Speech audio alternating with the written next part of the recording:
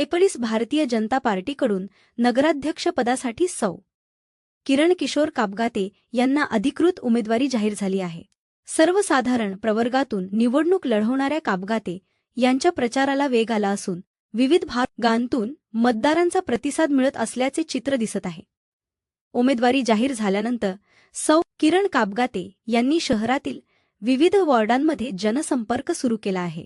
स्थानिक नागरिकांशी संवाद साधत त्या त्यांच्या गरजा, अडचणी आणि सूचना जाणून घेत आहेत.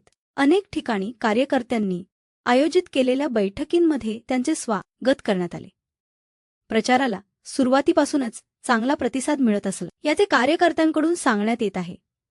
सेकुनी निवडणुकीच्या पार्श्वभूमीवर पुढील काही दिवसांमध्ये प्रचार आणखी जोरदार होण्याची शक्यता आहे. शहरातील इतर उमेदवारही रणसंग्रामात उतरले असून सर्वांचे लक्ष आता अंतिम टप्प्यातील घडामोडींवर आहे.